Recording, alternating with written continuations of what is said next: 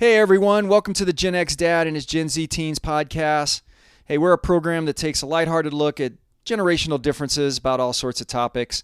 We try to explore things about pop culture, history, relationships, politics, but we normally stay only at a very shallow level. We don't try to be controversial or to be the authoritative voice on any topic, but we do want to talk about things that we think are important and we'll have fun talking about. Today, our topic is going to be shoes. And so I think certainly watching my teens and particularly Nike shoes and all of the explosion of Nike, there was not really anything equivalent like that, at least in my early part of my teen years. Now, towards the end of my teen years, that's when the Jordans really took off.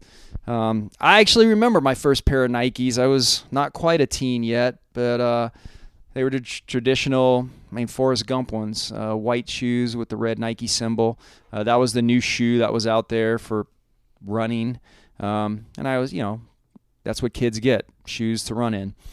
I do remember, though, more so the shoe for Michael Jordan than really Michael Jordan himself. I was pretty big into basketball. I remember the shoe coming out, though, and that's where I really started to understand his name and what was going on. And I don't remember necessarily the first Air Jordans, but I do remember the second or third iteration, which were really the white high tops, and they were sharp. And I told my kids this, which is basically, I remember at the time they were like $150, $170, and I just thought that was insane for a pair of basketball shoes, but that tells you my fashion sense at the time.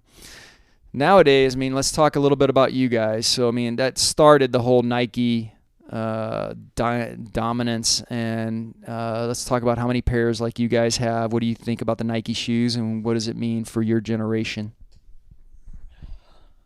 Well, Nikes are a hugely popular shoe for everyone to wear, especially in the kind of the nicer end of shoes. I have a bunch of pairs. I have running ones. I have kind of just my daily Blazers, and then I have some Dunks and a pair of Jordans that are kind of on the on the nicer end.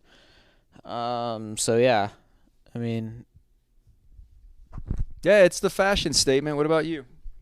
Without a doubt, Nikes are probably the most popular shoe out right now. And, you see them everywhere. Personally, I have two pairs, the Air Forces and Jordans. But, yeah. Yeah, and that seems to be this shoe of choice. In the 80s, actually, because of Run DMC, for a little while, a certain type of Adidas shoes were pretty popular. I don't really see anybody wear those. I think they're still around, the Adidas with the three single stripes. You guys see those around? Yeah, some people do wear those. And they're definitely still a thing. They're not nearly as popular as, say, like Jordans or Dunks, but they still definitely are a shoe that people wear. So where I really started to become aware of how big the shoe market was, because I was never really into it. Partly I was in the military. I had a pair of just basic running shoes, and the rest of it I wore boots all the time. But the HBO series Entourage, one of the characters on there was really big into the custom shoes and talking about the custom market for those shoes, and that's really where I kind of got introduced. And now I just find it interesting. It's not necessarily a thing for me.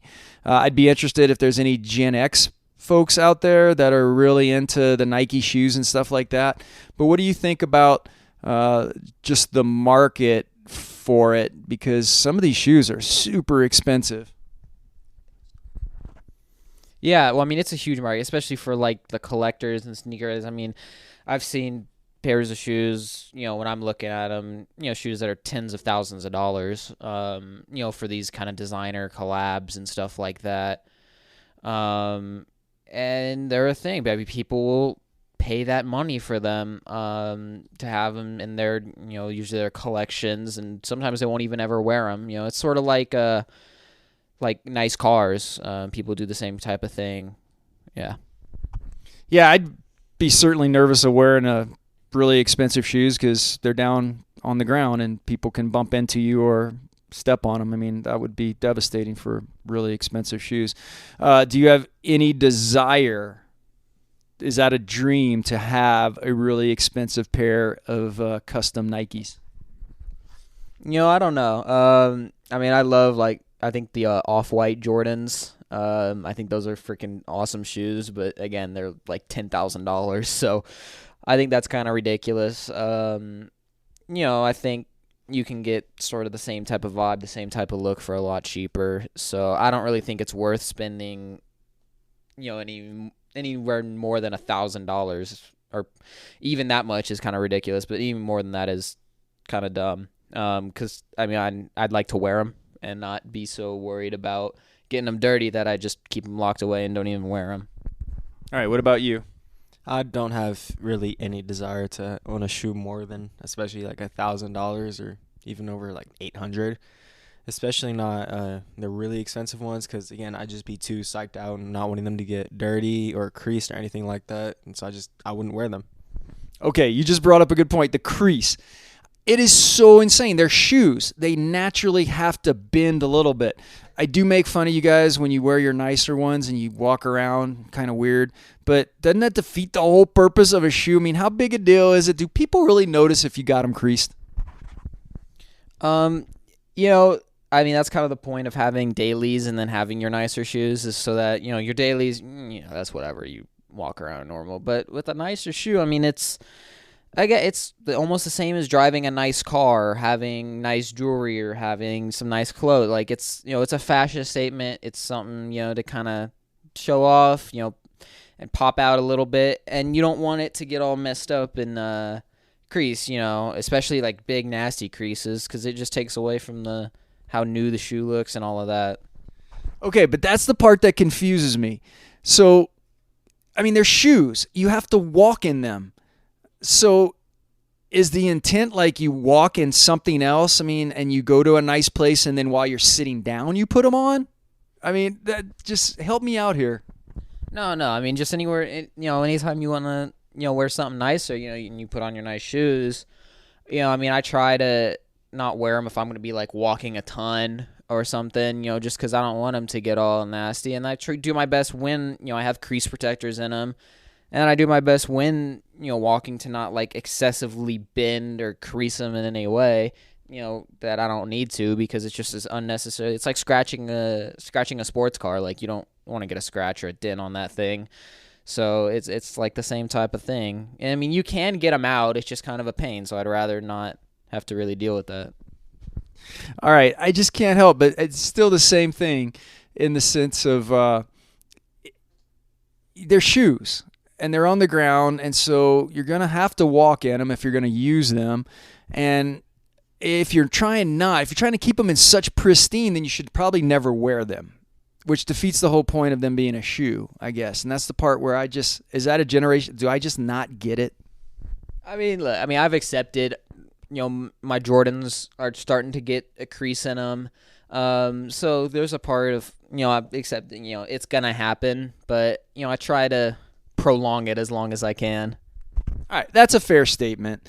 I mean, at this point, think about it. It's almost like, women's shoes have traditionally been crazy expensive, and you've got all the designer ones, like the Christian Louboutin or whatever, however you pronounce that.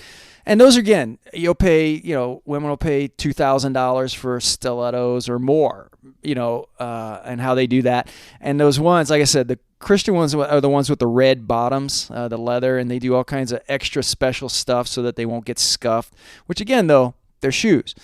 So do you think this is like, now again, lots of girls, I've seen plenty of women and girls wear Nikes, but is this kind of the new fashion shoe, more so than like stilettos? I mean, I don't really know as much for women. But, as for guys, I think Jordans are one of the biggest go-to if you're looking for like a nicer shoe, especially in kind of more of the streetwear type of things. Pretty much for the most part, it's, the biggest thing. You'll see rappers, athletes, everyone will usually, if they want to dress in a nice shoe, they'll might have some, expensive, rare Jordans or something. Okay, I'll buy that. Do you have anything to add?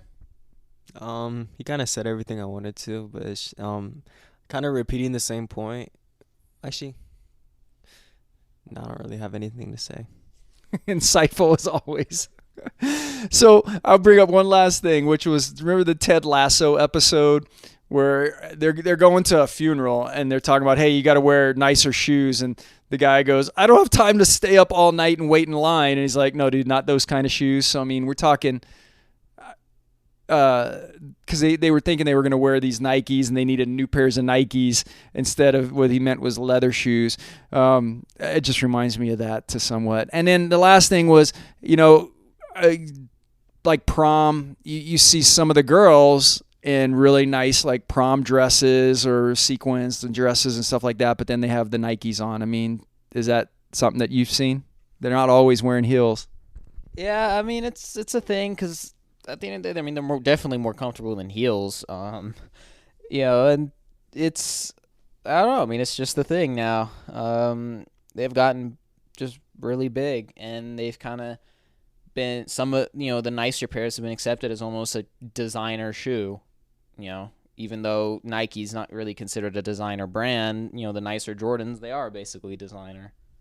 Oh, yeah. Based on those price tags, they definitely are. So we'll wrap it up with that. It's hard for me to wrap my brain around. So if there's some Gen X folks, guys, girls, women out there that can give me, like, are they still, you're still fashionable enough to pull it off and recommend a Nike shoe for me if I ever have the means or will to go buy one, I would definitely be interested in that.